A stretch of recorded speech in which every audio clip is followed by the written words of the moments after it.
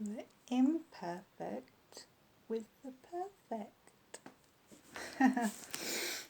Hi everyone, hope you're okay. I just want to put a little message out there. There's a lunar eclipse coming up, and I don't know how everyone is kind of feeling at the moment, if there's stuff going on inside of you that's kind of being stirred up. Is there some kind of, I don't know, is this an intense time for you? And if it is an intense time, I just wanted to offer some possible pearls of wisdom from my own intense times that I've been through in my life. And it's not going to be your exact experience because, thankfully, you don't have my exact karma.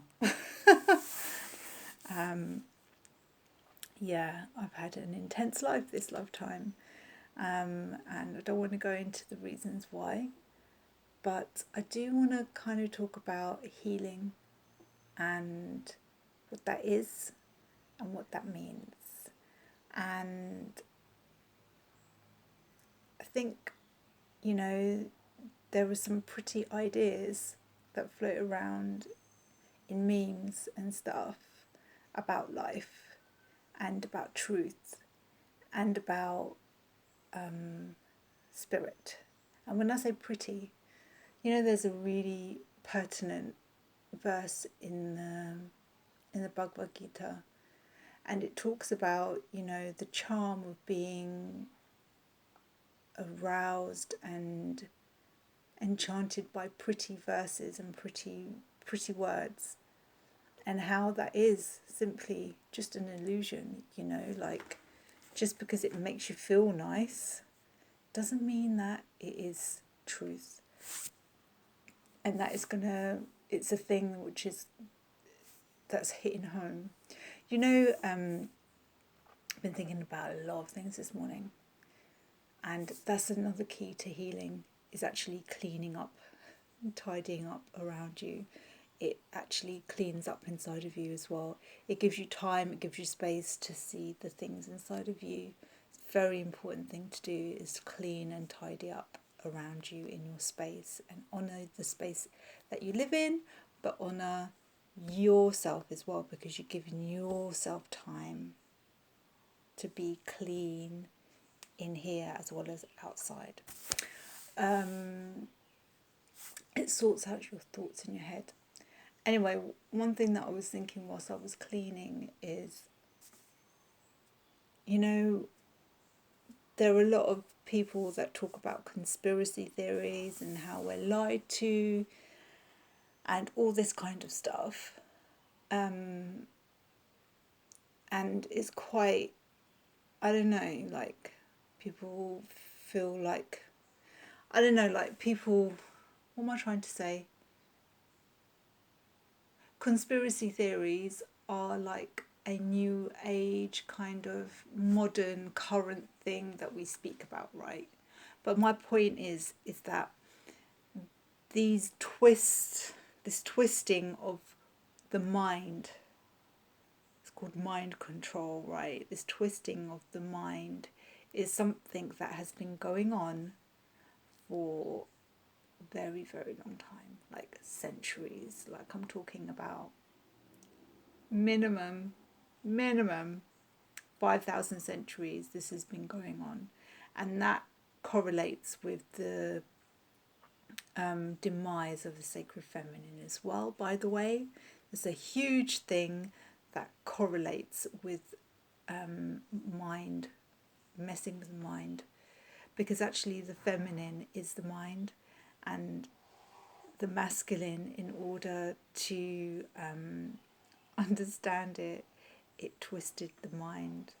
It's very interesting. I never really thought about that, but anyway, it's correlated into the sacred feminine as well. And yeah, this has been going on for a long time. So there are a lot of fears, a lot of traumas that are carried through ancestral lines that are requiring healing. It's not just a conspiracy theory that you've picked up from this lifetime. No, it's something that we're healing from generations, many generations before. Probably going back about, I don't know, 15 generations, 20, no, more than that, right? Yeah, we're probably going about 20, 30, 40 generations back. And we're here, stuck in this stuff, thinking, what the hell are we going to do to get out of all of this stuff? Anyway, so the reason I wanted to talk about healing is because, yeah, this is an intense time. We've got a lunar eclipse coming up. And it's supposed to be quite good going through a lunar eclipse, but it can be unsettling as well because it's about the mind and it's about sorting out and purifying and breaking out of our mind. The whole point of spiritual, walking any spiritual path is about coming into our consciousness. And in order to do that, we have to break the thing that is keeping us here, which is the mind, essentially. It is the mind. If you look deep into Vedic astrology, you will understand this. I'm not going to go into those details right here, right now. But healing is not some pretty word in a meme. It's none of that stuff, okay? It's not pretty poetry. Although some amazing poetry and some amazing art can come through the purging out, right? But the point is that it is really, really, it's incredibly intense. And there's something that stops people from doing that purging, and that is fear. And that fear, actually there's fear, right? But even below that fear is something else. And it's two things, actually. It's abandonment, yeah?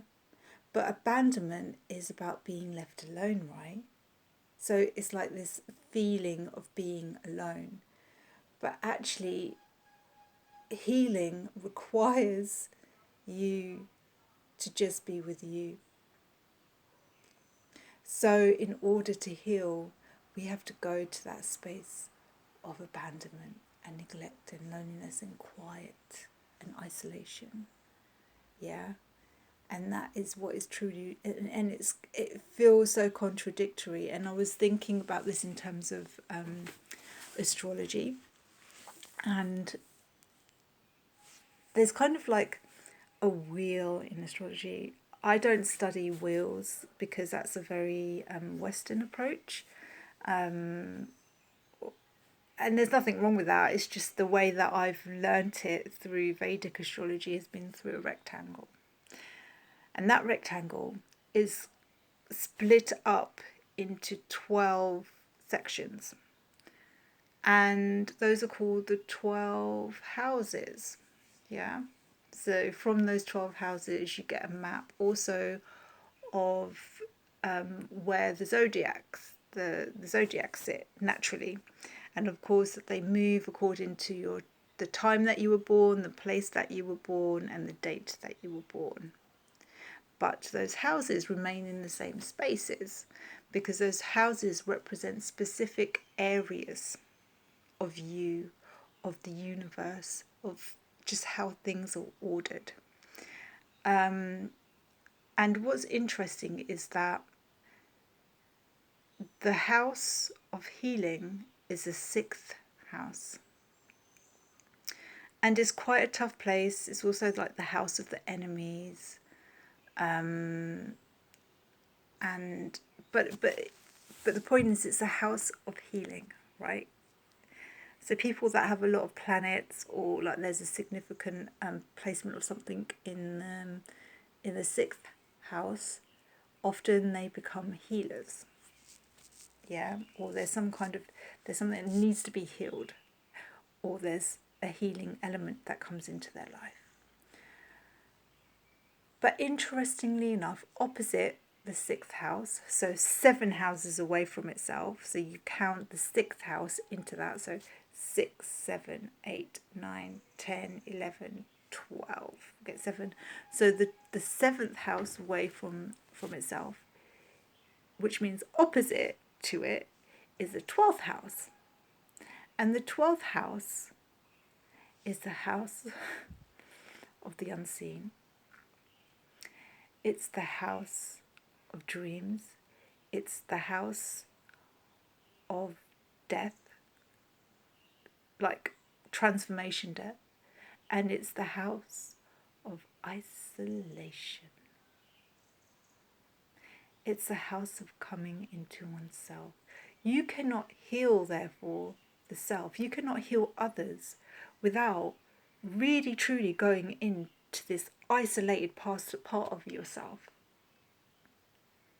And it's only going through this loneliness, this deep self-reflection, and letting those misconceptions that you've got about life, you, it, them, me, I, until you let go of those misconceptions through this loneliness, you can't then give out healing.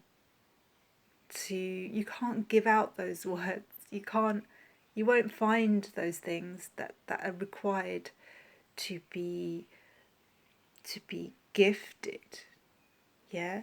So in order to really truly do your inner work, you need to go into the dark pits of self, which rest and lie in a dream-like state.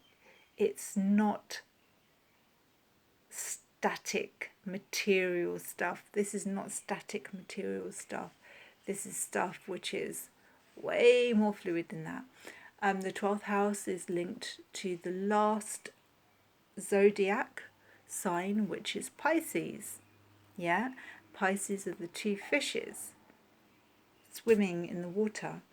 I wish I could say more about that symbology. It's not coming to me right now. But I can say to you that Pisces is like this dream. It's a zodiac which is associated with the dream-like state, the imagination. You know, it doesn't communicate very well in this material sense of stuff, but it can go incredibly high within itself. It's consciousness. It touches into consciousness, yeah, and this is what is required. You can't do that being surrounded by loads of people. You can't do that with all of your friends. You can't carry all of your family there. It's not about that. That house is not about that. That house is about you sitting with yourself. This is what chanting is. This is what meditation is. It's sitting with yourself. And I say this because I came to Mauritius and it was one of the loneliest, hardest, darkest places and times of my life, and it was horrible. It was just straight up horrid. When I was there, I just cried and cried and cried. I still cry, obviously, still now, but not like how I did then, because there was something that was truly purging out, and it couldn't purge with other people around me, because it wasn't about them. This was about me. This is me and what I came here in this lifetime to do. It was the work that I came here to do. I came here alone, and I will go out alone, and so will you. I promise you. You came here alone. Maybe you had a twin with you, but you still entered through that passage alone. Yeah? And you will go out alone.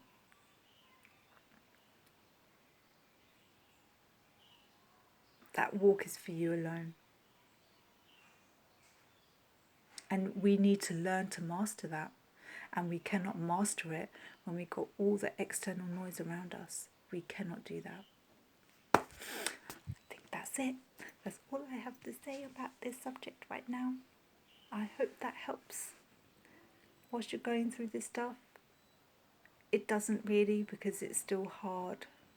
It's still intense. I guess hopefully what it does is just assist you to accept that this is something that you just can't escape. You can't escape yourself. You just can't. And the only way to deal with it is to just get on with it. Yeah? Or just surrender to it. Just not get on with it. Surrender to it, honey. Surrender to it.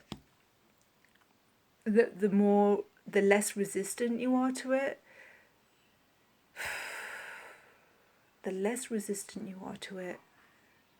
the more you allow the grace of Spirit to just carry you through it. Okay? Okay? Alright then. I'm going to leave that with all of you.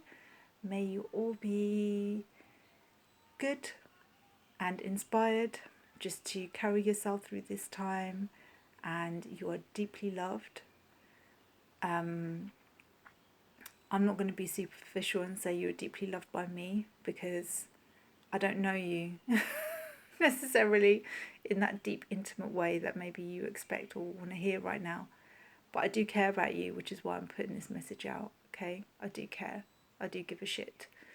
And I give a shit because I give a shit about myself, and I give a shit about the well-being of all of this planet and where we're going.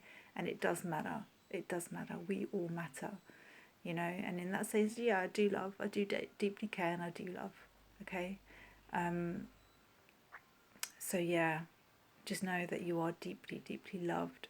There are guides around you that are supporting you to get through this time. If ever you feel like you need a bit of assistance on your way, I am here. I do offer services, and you can get in touch with me. I'll put some contact details if you wanna discuss that quickly. I'm not going to have a long discussion about it, but if you want to, I'll send you the details about what services I offer, and we can explore that if that's something you want to do. But yeah, I just be aware that the hard work is your work, dear student, and becoming master. All right, you take care. Bye.